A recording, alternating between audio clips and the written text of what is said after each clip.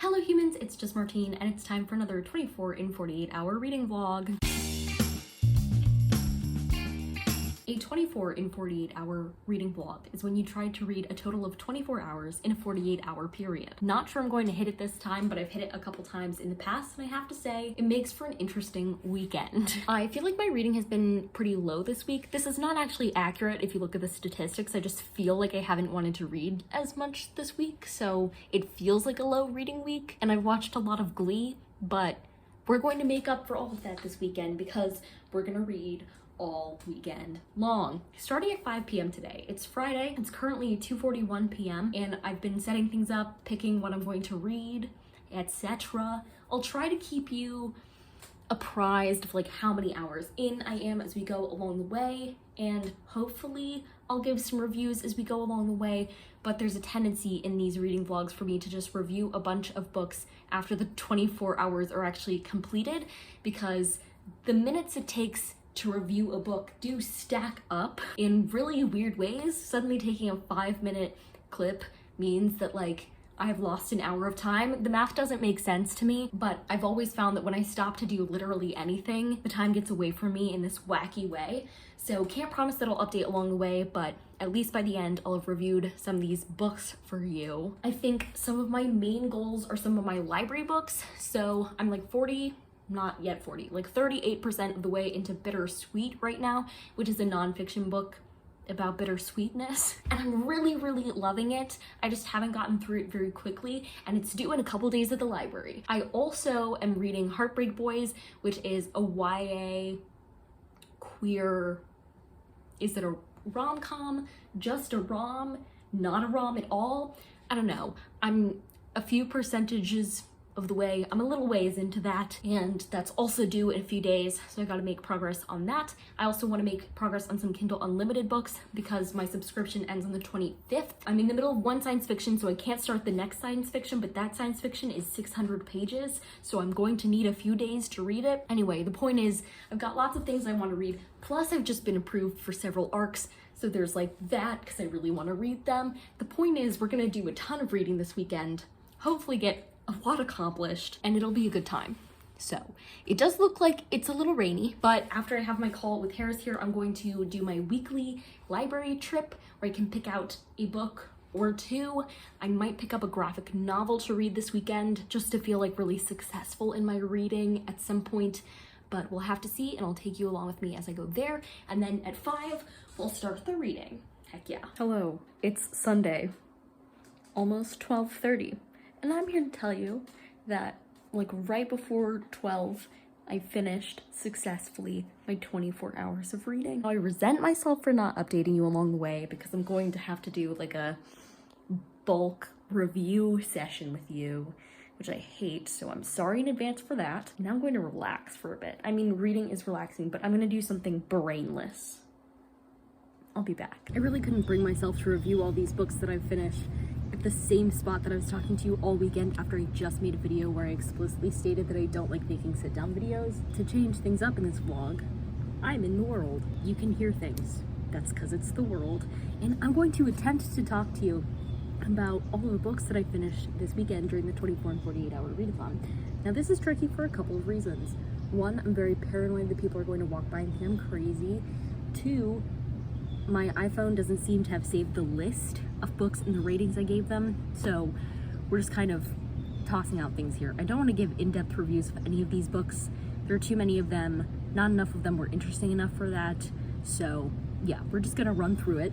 And the main theme of this weekend turned out to be, and this was kind of intentional but kind of unintentional, finishing up books that I had started in 2022. Yes, I still had many a book that I had started last year that I had not finished. So I attacked some of those, including a book that I started in mid-November, the 4th, I think, Rebecca Frank book by Willow Rose, 7-8, Gonna Stay Up Late, and I ended up giving that 3.5 stars. The story behind why I didn't finish that at the time that I started reading it is because I started that book on like the last day of my 75 hard reading challenge, and after that I was like, I absolutely do not want to read these same compulsory type of reads, so I put it down.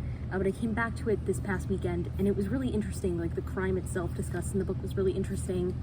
Rebecca Frank as a character I don't really care about, but the villain of this book, the antagonist, was incredibly weird, and it was quite disturbing. That was a good time. I'm not sure I jive with all the psychology behind the things made, but hey, I was there for the ride, and it was a fun one. Last year, I also started reading the second book in the Disturbance series. I think it's just on Kindle Unlimited, but I could be very wrong, by Brandon Q. Morris.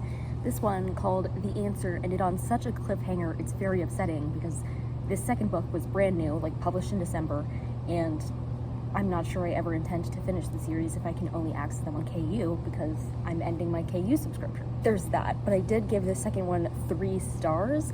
I found some of the characters introduced quite interesting. I liked Oscar, the little helping robot. I thought he was a fun character. I can't say much about this book because it's the second in a series, but the first book in the series is about this crew who are going to try and figure out the answer to what's at the end of the universe. In essence, like, which religion has it right? What made the universe? We haven't reached a part in the series where we really delve into those theological discussions, so I'm kind of disappointed that I'm missing out on that, but on the other hand, it's just okay, so there's that.